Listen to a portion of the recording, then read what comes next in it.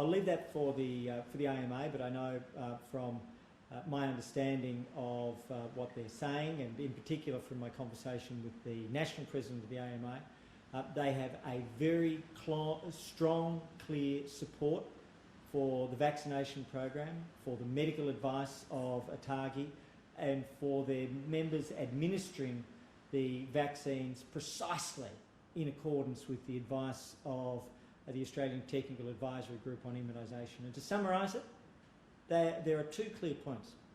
The AstraZeneca vaccine is encouraged for every Australian over 50 years of age, subject to, of course, any discussions that they may have with their GP. Whilst Pfizer is preferred for those under 50, AstraZeneca is available, subject to the medical discussion between a doctor and their patient. On indemnity, I want to make something very, very clear.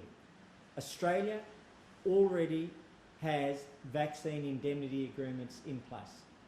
The AMA and the College of General Practitioners have clear advice in writing from the government to that effect, and they also have updated informed consent materials. So no doctor need worry.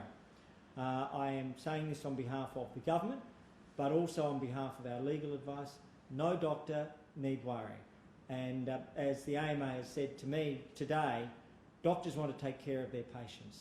Their focus is not about other elements. And so it's a democracy, and everybody is entitled to their views. But the clear view from the President of the National AMA, from the Victorian President, from the ACT President, and I can leave other chapters to speak for themselves, is that the vaccines are safe, they're encouraged, and we want Australians in phase 1B and 1A to bring themselves forward as quickly as they feel comfortable to be vaccinated, because it will protect them, but it will also protect all Australians.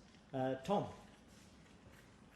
Oh, sorry, just on the other point that I raised, just clarification of Dan Tian's remarks regarding the aim is for every Australian to have their first dose by the end of the year. Sure. Look, there's been no change in our position, as the Prime Minister said, and our goal is to ensure that every Australian is vaccinated as early as possible. Tom. Thanks, Minister. You've stressed today and all through the pandemic the importance of the health advice from the TGA and from ATAGI. Will the government seek a deal with any vaccine producer where that vaccine is approved by those bodies for use in Australia? Yes, absolutely. For example, just this week, and the proof of that is just this week, we had advice from Professor Brendan Murphy and SciTag to seek additional vaccines from Pfizer